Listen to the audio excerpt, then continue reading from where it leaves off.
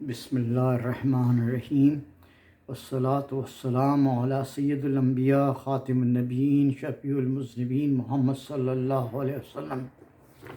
پاکستان منزل و منزل فیاض مدثر الدین کے ساتھ یہ سلسلہ جاری ہے، اور اس کے آج جو آپ کے سامنے ایپیسوڈ پیش کیا جا رہا ہے وہ 141واں ایپیسوڈ ہے، اور یہ ان واقعات پر مشتمل ہے جو نومبر 1958 میں پاکستان میں وقوع پذیر ہوئے تھے۔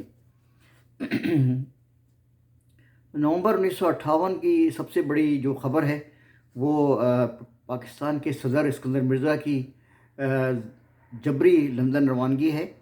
27 اکتوبر 1958 کو جنرل ایوب خان نے بندوق کی نوک پر اسکندر مرزا سے استعفیٰ لے لیا، اور صدر کے اختیارات بھی ناجائز طور پر اللیگلی خود ہی سنبھال لیے۔ اگلے روز معزول صدر کو ان کی بیگم کے ہمراہ کوئٹہ روانہ کر دیا گیا، جہاں انہوں نے فوج کے سخت پہرے میں 5 دن گزارے۔ 2 نومبر 1958 کو ایوب خان نے ان کو جلا وطن کر کے پہلے کوئٹہ سے کراچی لایا گیا، پھر KLM کے ایک طیارے کے ذریعے لندن روانہ کر دیا گیا۔ لندن میں قیام کے دوران صدر اسکندر مرزا نے اپنی یادداشتوں rise and fall of a president کے نام سے مرتب کی ہیں، جو کہ پاکستان میں اردو اور انگریزی دونوں میں اویلیبل ہیں۔ ایوب خان کی جو زبردستی معزولی کی تھی انہوں نے اسکندر مرزا نے، تو جب ایوب خان کا انتقال ہو گیا یا وہ جو معزول ہوئے تو اسکندر مرزا نے واپس پاکستان آنا چاہا، لیکن صدر یحییٰ خان نے انہیں اس کی اجازت نہیں دی، اور اس کے چند ماہ بعد وہ اپنی 70ویں سالگرہ کے دن 13 نومبر 1959 کو ان کا لندن میں انتقال ہو گیا، اور وہ تہران میں سپرد خاک کیے گئے۔ یہ کہانی تھی اسکندر مرزا کی۔ اس میں اس کی سب سے بڑی بات یہ کہ اگر اسکندر مرزا خود سمجھداری سے کام لیتے اور وہ وزیر اعظم کو بدلتے نہیں، اور جس طرح کہ انہوں نے ایک کے بعد دیگرے 4-5 وزیر اعظم بدلے، اور اس سے یہ ظاہر ہو گیا کہ فوج کو ان کو یہ کمزوری کا احساس ہو گیا، اور انہوں نے پھر فوج نے ان کو زبردستی ان کو اس پہ تیار کر لیا کہ وہ مارشل لا لگا دیں اور تمام قومی اور صوبائی اسمبلی کو ڈسمس کر دیں، اور تمام صوبائی اور جو مرکزی حکومتیں ہیں ان کو رخصت کر دیں۔ اس طرح ان کی اسکندر مرزا کی نے جو اپنا جو انہوں نے عمل کیا تھا، جو انہوں نے اپنا راہ عمل تیار کی تھی، وہ اسی میں خود ٹریپ ہو گئے، اور آخرکار وہ پاکستان کی سیاست سے ہمیشہ کے لیے رخصت ہو گئے۔ 1 نومبر 1958 کو فوجی حکومت کو جواز بنانے کے لیے اور بتانے کے لیے کہ ہاں ہم کچھ کر رہے ہیں، اور اپنے آپ کے نمبر بنانے کے لیے جنرل ایوب نے اعلان کیا کہ اہم اشیاء کے لیے تمام قیمتوں پر کنٹرول نافذ کر دیا گیا ہے، اور لوگ جو ہیں وہ اس کی قیمتیں بڑھا نہیں سکتے۔ یہ صرف زبانی جمع خرچ تھی، اصل کام حکومت کا یہ تھوڑی ہے کہ جی وہ قیمتیں کنٹرول کرے، وہ تو مکمل ایک سیاسی نظام قائم رکھنا چاہیے، اور مکمل ایک مضبوط سیاسی نظام جو ہے وہ ملک میں جاری ہو، تاکہ صوبوں میں یہ گانگت ہو، اور مرکزی حکومت بھی کم طاقتور ہو، اور پاکستان کا نام روشن ہو۔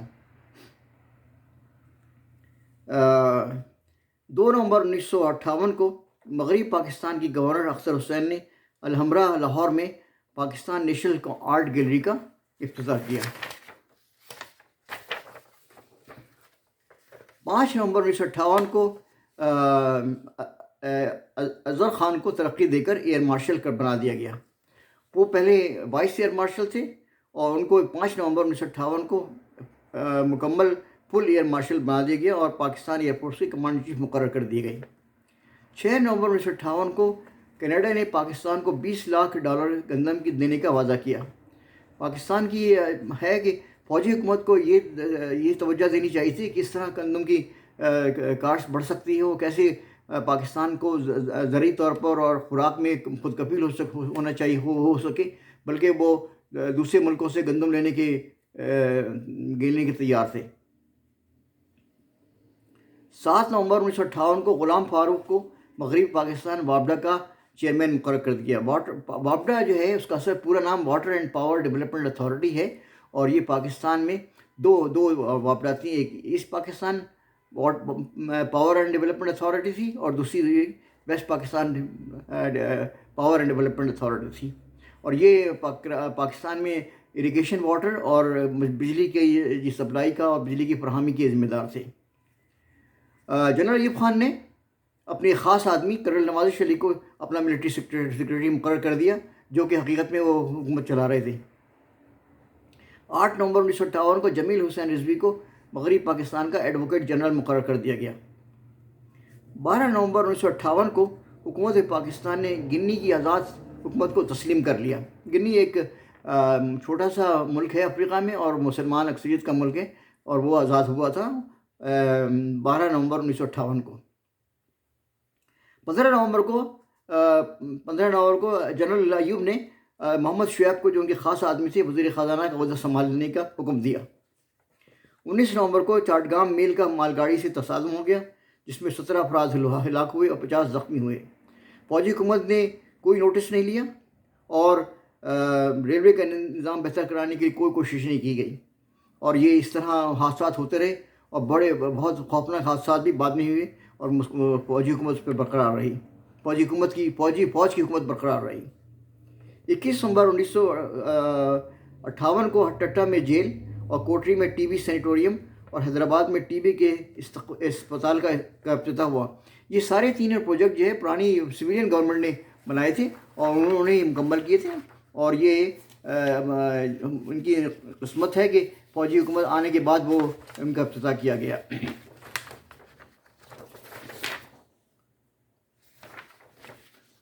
22 नवंबर 1958 को हुकूमत पाकिस्तान ने सूडान की नई हुकूमत को तस्लीम कर लिया।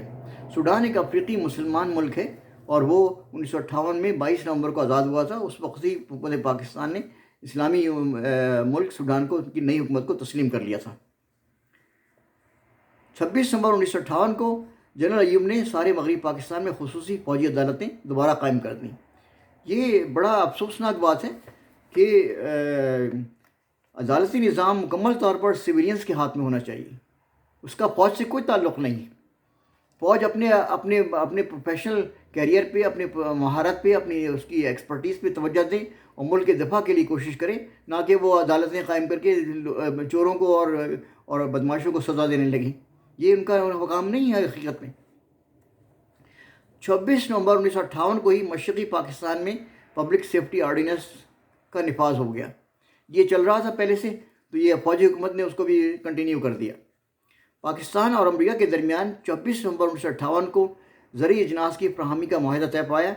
इस माहिदे के तहत अमरीका पाकिस्तान को तकरीबन $7 करोड़ की ज़रिए अजनास फराहम करेगा। यहाँ पर तवज्जो तलब बात है कि फ़ौजी हुकूमत के बुलंद दावा के बावजूद पाकिस्तान जो है उस ज़रिए पैदावार दूसरे मुल्कों से दरामद कर रहा है, और ख़ुसूसन अमरीका से। 22 नवंबर 1958 को एक बड़ा अफसोसनाक बात हुई, एक अफसोसनाक ख़बर थी कि डॉक्टर उमर बिन मोहम्मद दाऊद पोता का इंतकाल हो गया। 22 नवंबर 1958 को पाकिस्तान के मारूफ आलम और शमसुल उलमा डॉक्टर उमर मोहम्मद बिन दाऊद पोता वफ़ात पा गए। डॉक्टर उमर बिन मोहम्मद दाऊद पोता आप सिंध मदरसतुल इस्लाम की प्रिंसिपल रहे हैं और सिंध में महकमा तालीम के डायरेक्टर भी मुकर्रर किए गए। 1941 में बरतानवी हुकूमत ने शमसुल उलमा का ख़िताब दिया। वो बरसग़ीर की आखिरी इल्मी शख्सियत थे जिन्हें ये शमसुल उलमा का ख़िताब दिया गया था। उसके बाद किसी और आदमी को शमसुल उलमा का ख़िताब नहीं दिया गया। शमसुल उलमा एक अरबी का लफ्ज़ है जिसका मतलब है कि सन ऑफ स्कॉलर्स, यानी सूरज है वो तमाम स्कॉलर्स का।